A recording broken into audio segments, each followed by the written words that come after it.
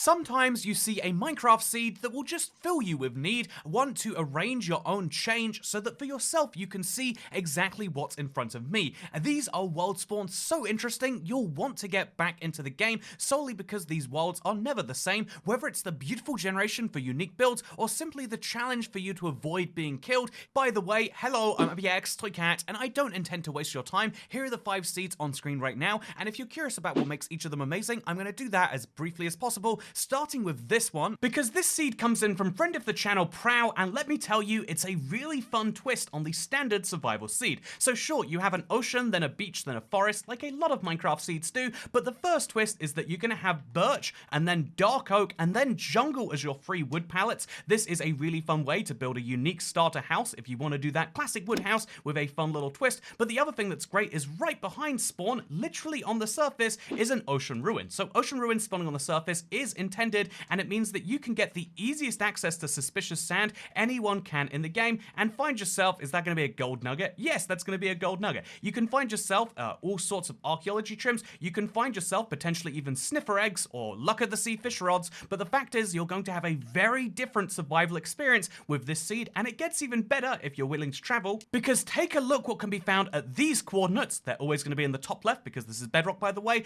You'll find yourself a cherry grove biome, an astounding cherry grove biome, it has to be said, with a village going right through it. This is a very unique way to explore not only one of the more cool and unique new biomes, but also to be able to have the village experience, which goes right up a mountain to get there. I absolutely love this, but it's the end of the day for this seed, and the start of the day for this next one, which you're going to like a ton, because you spawn with just a single tree, which is always fun, and more importantly, off in the distance is your first village already. Having a village be close to spawn is a nice start to a seed, but the reason you're going to like this one is the thing that is amazing indeed, and it's closer to 0-0, which might require a boat ride. You could go for a long swim, but I'd recommend chopping this down and making your first boat, and then using it to float across the ocean until you see a mushroom island off in the distance. Also, wow, look how good my floating technique is working. I'm literally walking on water.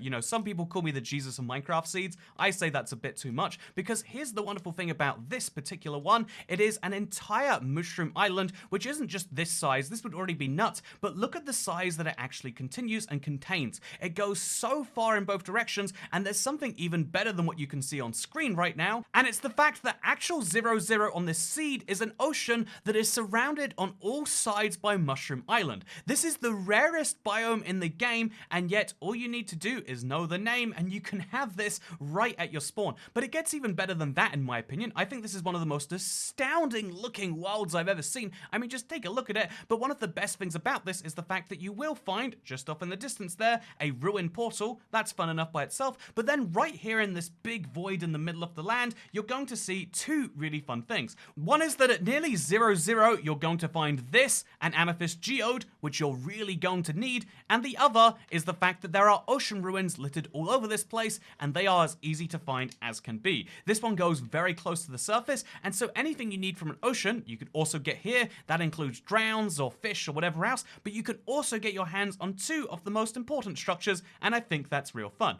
Also, this one is real close to the limit of where it could have spawned. I believe they only spawn below Y32. This one spawned at 31 blocks, which means that it's actually one of the highest geodes and one of the most accessible geodes you can find anywhere in Minecraft, not just this seed. Not that bad, I would have to say, indeed. And so this is just one of the most incredible looking spawns, but the reason it's not featuring too much in this video, it's not the very best by itself, is because of what I found afterwards. So this next seed is one that inspires me to start a brand new world. In fact, I might just have to do that after this video goes live, because it's one of the most interesting spawns, not just because you're in a jungle, which gives you access to melons as a food source, cocoa beans, and most importantly, some bamboo wood to make those new blocks after 1.20, but also because of the fact that if you go a little bit to the west of here, is it west? Honestly, using cardinal directions for Minecraft seeds is a bad idea. I guess I could just say, find where the sun is, and then go to the left of that, or to the right of that, and then try and find a big hill, which you're going to go up. I hate climbing big hills, which is why we're in creative and skipping it today, because what's on the other side is worth the effort, let me tell you, because it is a wide hole. Look at this thing. It is almost identical to what we saw before, but instead of being an ocean surrounded by mushroom biome, this is like some form of lake surrounded by jungle. This not only makes it much more stunning to look at, but it means that the structures found here are that much more interesting. There's a village, for God's sake, chilling in the middle of an ocean. This shouldn't be possible. Minecraft villages aren't meant to generate here, but here is a jungle village. Look, they're all wearing ocelot uniforms. The rarest type of village in Minecraft, with the most unique and probably the best looking villagers.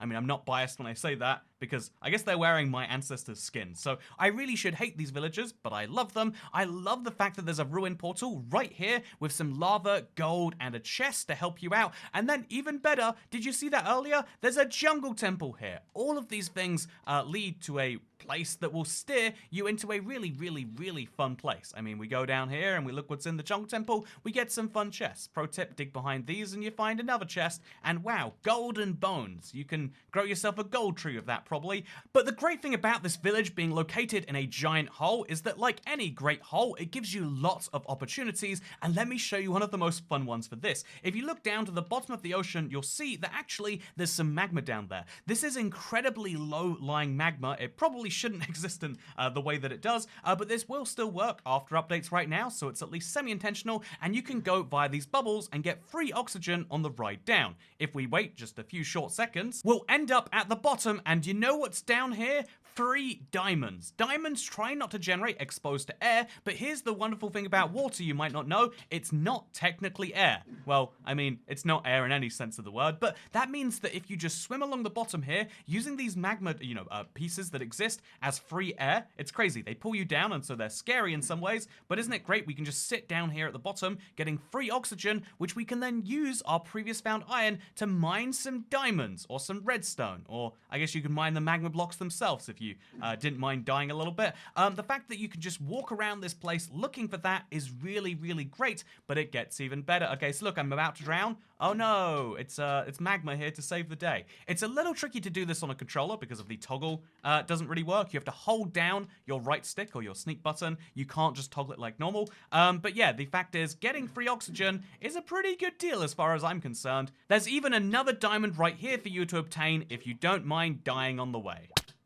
If you don't mind dying, by the way, you'll love this next seed that I'm sending your way, because type in these digits and you'll spawn in a place that you wouldn't believe if you didn't see me literally press create world and see the entire process generate. Because you'll spawn in a world that is entirely cold, and honestly, the fun thing about this is just how close you are to one of the biggest caves you can explore. If you haven't played since 1.18, and that's not that long ago in the grand scheme of Minecraft, then you're going to love the opportunity to explore the new caves the game has to offer. This is a dripstone cave that leads into the exposed mountain, that leads into just one of the wildest experiences if you're willing to face it. Do you want to take any ingredients down here with you? Because you can survive without any of them, it just makes it a lot more challenging. It's like the old 404 challenge. You can prepare if you want to and grab some resources, but once you're down here, you're going to be stranded for a while, and you're going to have an entirely wild experience down here, which I absolutely love by itself. But in case you're in denial, the rest of this world is also pretty wild, because you spawn in a snowy plains biome,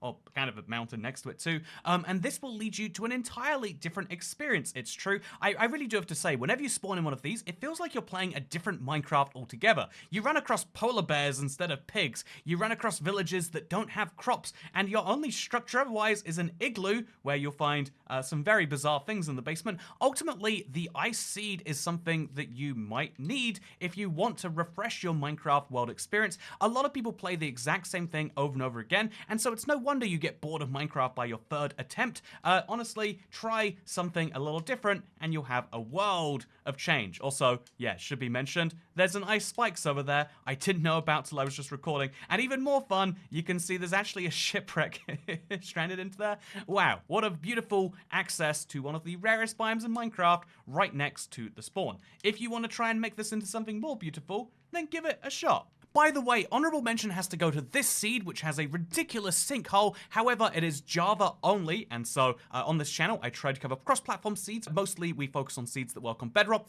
with regards to structure placement, so keep that in mind as we move into the final experience today. So keep that in mind as you try to find the last seed that might just make your need go away, because this is a really interesting spawn. You got to yourself like a flat, snow biome, you got some bunnies running around everywhere, and you've got notably some sugarcane that probably shouldn't be there, so take that with you before you go. I love me making one of these farms, but here's the great thing about this seed. You spawn on the very small amount of snow plains that exists in an otherwise frozen overworld. This frozen overworld covers, it goes from here to here, these coordinates to these coordinates, which means that it actually covers thousands of blocks. And so again, this is for the type of player who wants a different experience and wants it to be a challenge to find anything else. Where's your nearest desert biome? That's going to be a trek. Where's your nearest forest biome or jungle?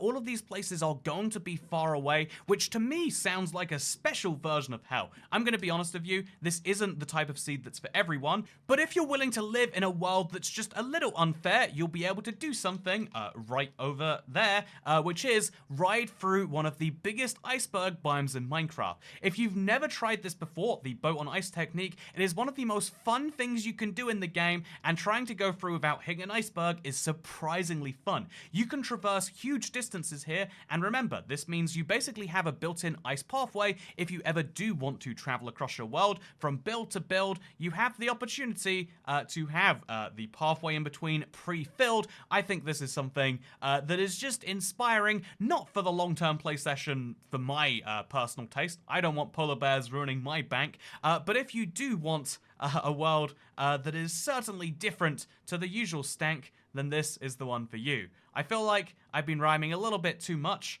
it's true, but I have to say that I appreciate you coming this way to one of the only places in our internet spaces where you can find interesting things to do with Minecraft Bedrock with the focus. If you enjoyed that, please do subscribe to the channel and learn more of the weird things you can do in this game. I'm really disappointed. This is quite lame. Just one obsidian away from going far away to a different dimension. I would love to do that, but for now, I have to say thank you for watching this video. I hope that you enjoyed it, because I'll see you in the next one. We've got one more big seed to show off before 1.20, so Seed Sunday is temporarily back, and I'm looking forward to showing you what I have in Slack. Thank you for watching. I hope you all enjoyed, and goodbye.